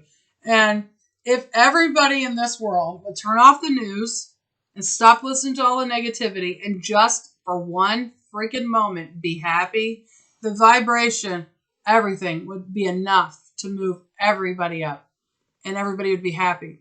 There's always somebody that's trying to get somebody down. I know that, like, even my own instance, there's always somebody that wants to tell me some kind of gossip. And the first thing I get is, don't participate, Danielle. It's like, oh, man. Because that's like, you know, what you used to do. You know, we used to go to the mall and stare at people, you know, make fun of their clothes or something. I know it's terrible. But that's what, you know, you did, you know. And then it's like whenever you go through this, you can't do that anymore. You know, you can't be that person. You have to be better than that. You really do. So instead of like form a new habit, go and try to love people from your heart space, you know. Yeah. And if you can, don't go to the mall. Yeah. If you go to the mall, instead of saying, oh, geez, look at that hat, look at that jeans, I can't believe she's wearing that, you know, all that stuff, just say, you know, bless you, love you, hope your day is great, you know, and just imagine all these happy things for people. One of the things you can do, if you can't even figure that out, is finding one good thing. This is what I tell my kids. I told my son this the other day because he was really angry at one of his teachers. And I said, listen, just find one good thing about her. He's like, there's nothing. I go, there has to be one. There's always one. There's got to be one. And so, you know, that's a thing that I was told too. God is in everyone. So that is one of the good things in everybody. There's this beautiful part of them. It might be dormant because they might be completely going away from it. And that's how it is. When you go away from God, you are the Antichrist. That's what Antichrist is. I'm not saying there isn't a main Antichrist. I'm saying that the Antichrist energy, that horrible energy, is going against God, going against the Christ consciousness. And when you go against that, you will never ascend. You will never ascend because that is that energy, this loving feeling, all of that. When you go against love, you're stuck in the lower. So find that good part of everybody. Find the good part of anything, any bad situation. There's always something good. You can think, okay, the Titanic sunk. Well, there's got to be something good about it. Like, I mean, I'm sure you can find something, right? It was a good movie. Horrible. But I'm sure, you know, you can find something good about everything. It's like when somebody dies, it's a horrible feeling, right? It's horrible. You're going to miss that person. But maybe they had children and it's like, and their spirit lives on through them. Or maybe they had a legacy, you know, where they taught somebody else how to like whittle wood and now they make this beautiful art. Or maybe they wrote novels and they left part of them on. And there's always these good things that you could think, you know, like your grandparents, your parents, your friends. There's got to be something good in every single person. I could think of good things for everybody. You know, even the people that have been absolutely horrible to me, I could really think about good. Honestly, I can. I could think of a good thing for every single person I know. And I focus on that because focusing on the other part is not going to get you anywhere. And it, you know, it brings down your vibration and then you're the one that's getting hurt from it. It doesn't help you. And you're no better than that person at that point. And you're no better than anybody anyway, because we're all one person. And that's the big thing, is that we're all part of God. One. The whole part of this awakening is realizing that there is one being. That's our creator. And he's in all of us. And we're all connected. I like to think of it as if the creator is a piano, then you're one key. Yeah. And we need each other to play the symphony, right? Oh, that's nice. Yeah. Smart. So we all have our individual frequency. Yeah. But we're all part of the same piano. Oh, and you know what? I actually heard this the other day when you said that. We actually all do have an individual frequency. Yeah. And they can actually track us from space by our frequency. Isn't that insane? It's actually really scary. That is pretty scary. But I actually did hear that. Like, I wonder what mine was. I was like, yeah, so it turns out we're as individual as our fingerprints. Everyone can be identified by a frequency, by a heartbeat. It's kind of neat. It is. Do you want to get into Dark Kundalini Awakening? So I'm going to say one thing about the Dark Kundalini. I feel really bad because I want to talk about it, but we'll do Dark Kundalini next, okay? So just at the end here, I'm just going to say the Kundalini Awakening, you start to feel all these things. You start to feel all this great stuff. You can feel the pain. You feel the energy moving up. You start to realize there's blocks. You start to realize there's more to this whole thing than what you thought. You want to change. You want to do all these things. Now, in my experience for people that have had the Dark Kundalini, I've met 2 people that I know for sure had it, okay? And one, she went through a lot of crazy stuff. Actually, both of them did. And they were seeing stuff or hearing stuff, just like I did. Seeing stuff and hearing stuff, but also, let me just put it this way too, the Dark Kundalini Awakening, sometimes you can have a spontaneous Kundalini Awakening. So it's like, it just comes out of nowhere, and it hits you like a ton of bricks. And doesn't that just blast through all your chakras and all it does. And just open everything, sudden, just like a crazy explosion? Yeah, and all of a sudden, you have all these things going on, and your third eye's open, and you hear things, and you see images, and you have no warning. And you might think you're on some kind of psychotic break or something. Right. Yeah, that's a big one where people think they're absolutely nuts. See, I heard things, but I didn't think I was crazy. But I had mine was a continuous awakening experience. Slowly but surely new things were added in. So it wasn't scary. I mean, I just thought it was cool. I just thought I was like one of those cool people that got to hear shit. But this particular instance of people, when this happens, it just sort of like takes them, they have no idea what's going on. And all these things are happening at once. And it's scary. And a lot of it, like the dark part is, it's not really like the divine feminine energy that's coming up. It's like, it's almost like... well, do they call it the distorted feminine? Yeah, it's like distorted.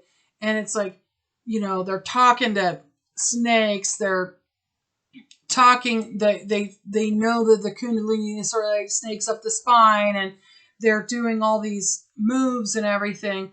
Yeah, and it can cause spontaneous movements. Yeah. Oh, yeah. I've heard. I don't know. Yeah, I've seen that. And it's, I've heard many people say it talks to them, and they name it, and it sounds really kind of satanic. And well, it's probably attached to some entity, a darker entity. Right. Well, a lot of times too, I will tell you this, what I've heard, and now you can, if you don't agree, that's fine, but this is what I've heard from a few different people, and I've watched some videos on it too, because I was concerned about somebody that was going through it. And I knew what it was only because I already had known somebody that had gone through it, but I did more research, and one of the things was that that as that energy's like going up, they were hearing all these voices. They were, the snake was coming up. They started to name it. They started doing movements. Now, they would do like kriyas, okay, which is part of yoga, okay, and there would be these stances, and they would know how to do them. And I've heard this, and it could have been something like in their past life that they learned how to do these stances. I just saw a video of a guy that like had out-of-body experiences and were shown these stances and stuff. Right, and like mudras are things that you can do with your hands. One of the ones that I know is this one, and there's other ones like when you're doing yoga, that different ways you put your hands to heal and start doing healing techniques. And this particular person went through it like crazy, and it was just like it was controlling her body, and it was a very strong energy. I feel like it was just terrifying for her because she didn't know what was going on, and that would be terrifying. I also didn't know what was going on, but I have to say one thing. When I was going through it, I was asking God for help constantly because like it was very painful, and I like seek God for my salvation, like for help to take away this pain. I was like praying, oh God, please take it away. It hurt so bad. The only thing I could say is I didn't have anybody be like, I'll do this or I'm going to hurt you. I didn't have any feelings of being choked. This person that I know had choking feelings. I know somebody that saw like aliens and stuff like that and saw dark figures in a room. So I would imagine, I don't know, I didn't have any of these experiences, but as that energy pops open and knowing what I know about the quantum light and everything else, it could be a beacon for the entities to come, because the dark entities do feed off the light energy that we have. And if that energy pops open and you have entities there, they could attach to it as it comes up. I'm just speculating. I don't know. Well, the other thing I was going to say, I mean, that's probably it. But the other thing I was going to say is, in the few instances that I know of this happening, the people that I know were doing some kind of drug, hallucinogen. They were either drinking, doing pot, and it was a constant thing. And then it was almost like brought on, and then all of a sudden, Kundalini like crazy. But the one was doing some, what's that, TDP or DMT? I'm saying the wrong. What is it? DMT? Oh, I don't know. That's probably, yeah, that was one of them. They were doing that. And when they did that, then the next thing they know, they've got that energy going. Well, doing drugs is not the way to do it. Now, a lot of people say, well, a lot of people do. They say that they are getting stuff. Now, doing some pot and getting some, good feeling kind of thing like that. Okay. There's a difference between, smoking one and like just constantly having it, right? So I would imagine, because I've seen a lot of videos on people that use psychedelics to induce spiritual things. My friend Brandon uses them all the time. So, but I think from what I've seen is that it's the basis and intention of your use. I was just going to say, and if you're using it as an escape and you've got a lot of negative entities on you already, it could send you into a really bad trip. Yeah. So, from what I've heard. But if you've worked on the blocks and you use it as an entrance to like an angelic type of scenario, it could take you into the higher, and it's really dependent on like your intention and the intention of use. Right. And so imagine not having a clue that this is going to happen, and you've had this kind of shitty life, and then you're doing all these drugs, all those demons that you had, all the things that you've done, all the dark things that maybe the sins that you've committed. It's all like allowed things to come in. Okay. So over the years, all those things, those sins, those are the blocks, all the things that you've blocked yourself with, the fears, the heartaches, the not getting over, not forgiving people, not forgiving yourself, hating yourself, loathing people. Those are all blocks that are stuck in here. Now imagine that, and then all of a sudden your Kundalini will whoop like this, and then your third eye's open, and now you're awake. And if it cleared it completely out, and then came out, that energy is going up, and all of a sudden everything's open. Now, if you're in the middle of a trip, during this, I imagine that you're going to see some shit, and then not only that, but you're wide open. So you're completely wide open. See into the fourth dimension where all the baddies hang out. Yeah, and so I was saying, like, when I was talking about the peripheral vision, that's the fourth dimension. I could see that fourth dimension. I could see fourth dimension energies, entities, stuff like that. You can see animals. You can see, I've seen cats. I've seen people. I've seen dogs. I've seen, dead people, old people, shit like that. And people doing bad stuff. I'd hear voices. I could literally conjure up a person. That's all in that density, right? So what happens is if you're doing drugs and that opens, you open yourself to all of it, and you don't know what you're doing, which makes it 10 times worse. Things could attack. Yeah. And if you get afraid, they come right at you. So one of the things that, I know that you shouldn't do is like, astral project if you don't know how to protect yourself. If you have any kind of bad intention, any kind of fear, they know where that fear is and they will come straight towards it. Mm-hmm. So if you're not filled up with the light of God, the light of Christ, if you don't have that full armor on to protect you, then you are letting everything in and you don't know what you're doing. So you're making a huge mistake. So this just came in because I just watched this video today about a guy talking about his Kundalini experience. And he said when it first opened, and you have that energy rush, part of the choking, I think, this came to mind, was as the light energy comes up, it's almost, it's clearing out the bad stuff that's attached to you. Well, those things don't want to leave. And so they start grabbing on. So the entities can hide within you, for your whole life. Oh, yeah. And they're very good at not being detected. But when that energy, when that Kundalini comes up, it exposes them.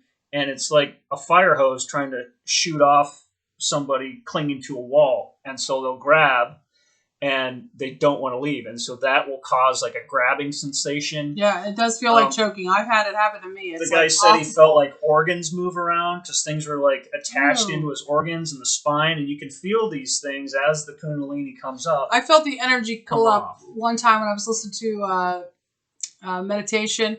And I felt it come up here and it was like choking me and it was like gagging me. And then it's like, I was like, get out of here. And, it just come out, and I felt it. Like, I felt it come out. And it was like, oh my God. It's like, I didn't believe it, like, completely at that time. And then that was like, that was it. And I knew after that, I was like, I will believe anything. So when you're open to that stuff, when you're open to the realization that this is sort of like a magical realm that we've been hidden from our entire lives, like all this stuff can happen, then you really free yourself because you can get rid of the block so easily because you know that anything can happen and you're able to go after them. Just like this Kundalini, when that dark energy, if you're focusing on dark stuff, if you absolutely refuse to get help, when you have that awakening and you don't know what to do, and then you continue to make bad choices, the Kundalini is going to kick your ass because what happens is it's this energy. It's a very powerful energy. And it's just it's source and it's coming through you and it wants to help. It wants to clear it out. It wants to clear out the darkness. Yeah. And that's its job. You signed up for this. You signed up for this moment and you hadn't gotten there. And that's why it's like, okay, it's time. You done screwed up. So now it's time. Here I come. Yep. And then the fire hose turns on. And, then you're freaking out. And then, hey, it's, and it's rough when you don't have anybody and when you don't know somebody and you don't even know what the heck it is. You just think you're going crazy. And luckily now people are starting to talk about it. But can you imagine if you had this 20 years ago? I mean, I know someone that right around the same time I had it and I didn't know what it was. And I started researching all this weird shit that I had been going through. And I was like, oh, that must be what I was going through. And then I started listening to some of the stuff that they said. I was like, that sounds exactly what I was going through. And then I got, in my intuition, he's sending me these videos on YouTube and having them appear up on my feed for me to look at them. And I was like, oh. And then I saw all these Kundalini videos. I'm like, okay. So I clicked on it. I was like, what the heck's that? I thought it was like a type of pasta or something. So, I started looking at everything and I was like, holy cow, this is exactly what I'm going through. And then, other steps opened up. Oh, okay. And then it was fun because I would start to look at all the different stuff about like Kundalini and about awakening and seeing how far I was on my awakening journey and all that. And it was funny because I remember at the beginning thinking, oh, I must be really close to being done. Yeah. But it is cool because you start to see all these things happen to you. And we just got through all 8. And Earl and I have done all these, which is fun. We've done that. We've been there, done that. But that doesn't mean that we're done. We've gone to the stage where we can actually recognize that they've all happened. And, it's fine when you first start this. It really sounds scary, and it is scary a little bit. But there's plenty of people that are going through the same thing. Let me just say one thing about the dark entities that I didn't get to say in the last video. I called them a bunch of punks, and the reason is they only are dangerous if you give them your power. It's your decision whether they're there or not. And they can try to scare you, they can try to coerce you, and it's just like if a kidnapper was taking a kid and they told him all this horrible stuff they were going to do to their mom. They're just scaring that kid. Okay, so these dark entities just scare you into trying to trick you into giving away your power to them. But if you just say, you don't have any power over me, then they're done. They can't do anything. They cannot do anything if you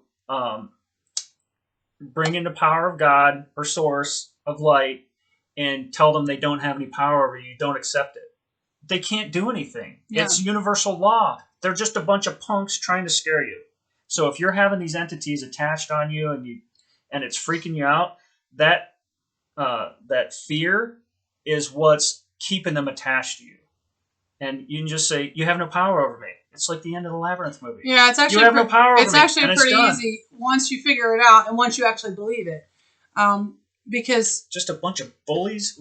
Well, it just really sucks because when it first starts happening, it's like totally scary, you know. Yeah. You think, "Holy shit, this thing's after me," and you know you're afraid. And like I started getting like I was just telling my son about this.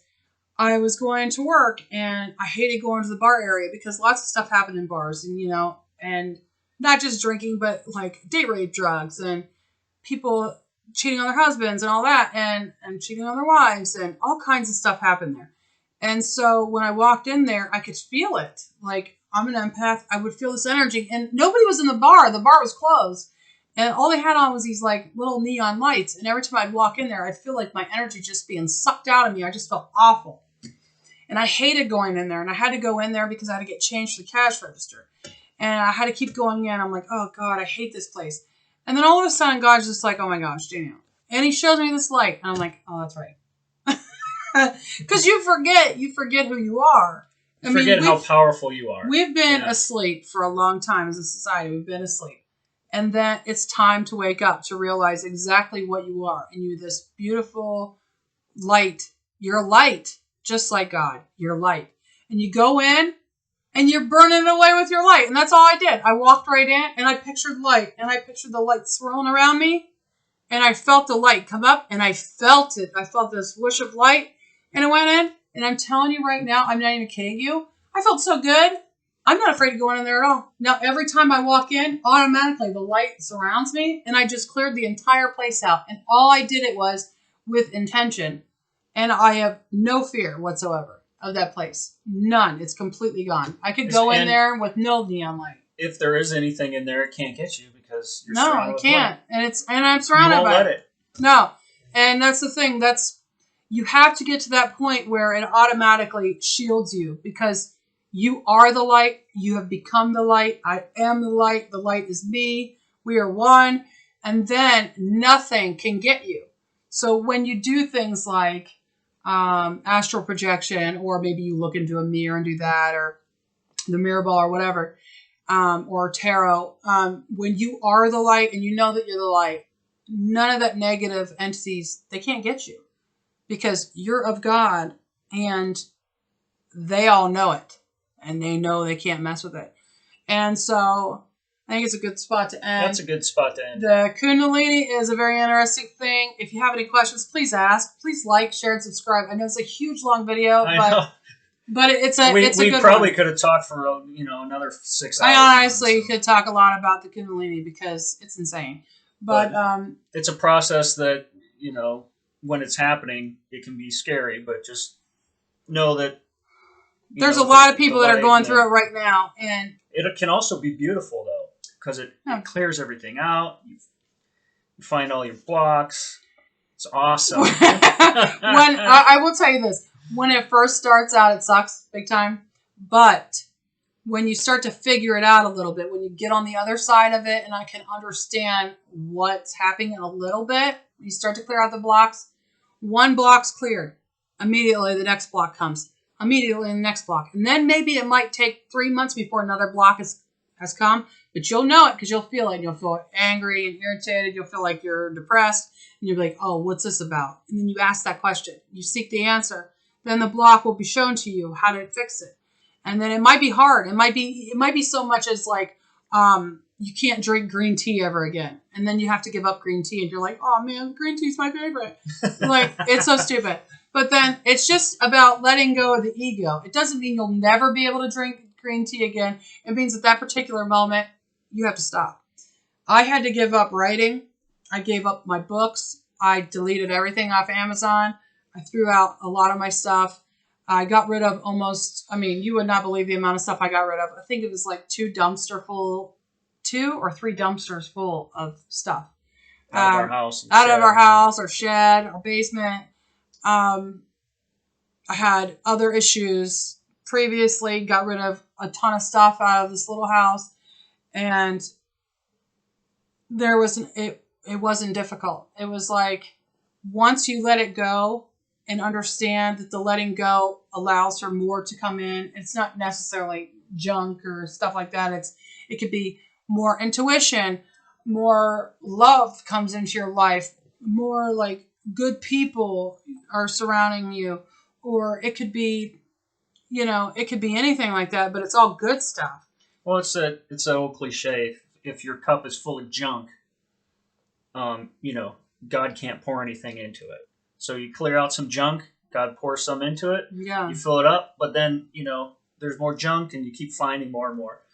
But basically, right now, I feel like this whole process is realizing that the truth lies within.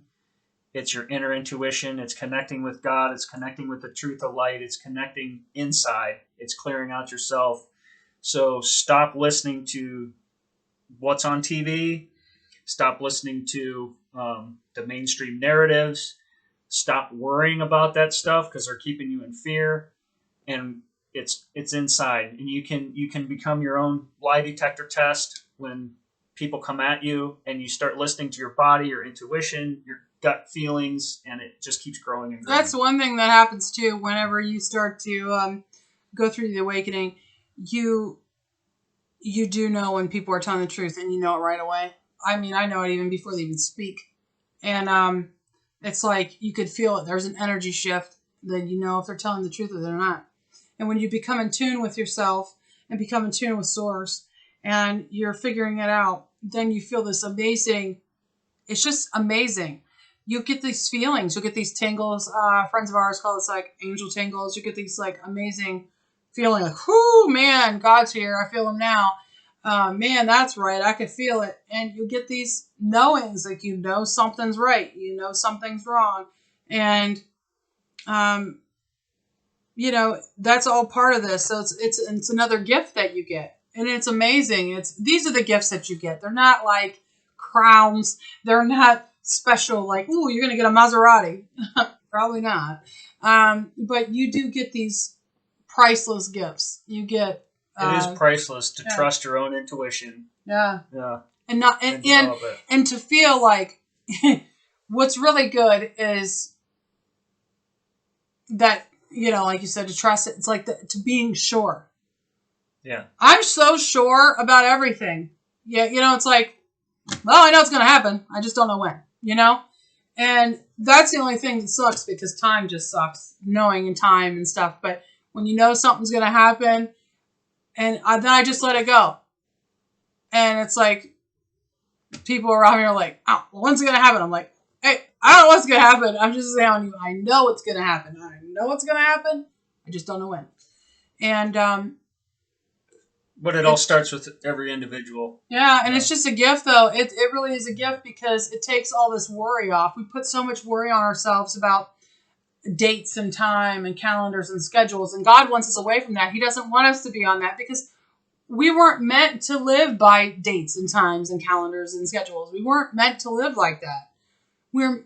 Our soul is so infinite, and it's like we box ourselves in every day with all these things. We box ourselves in with calendars and all that. Clocks. You can't put God in a box, and so you can't put yourself in a box. No, you can't put yourself. You can't, because and like some people are like, well, you said you were going to do this. Well, my ego said I was going to do this, but when it came down to it, I couldn't do it because there were other things that God made me do or put in my place. So we should do videos on like cords and attachments and things like that. That would be a good one. Yes. So the cord pulling session is amazing. Very close to 2 hours long. Oh wait, we're almost 2 hours. I think we should cut off right at 2 hours. Yeah, we should. So we're going to cut off at 2 hours, which is very soon. So it was very nice talking to you guys. Yes, love you. And like, share, and subscribe. And we are almost finished. 2.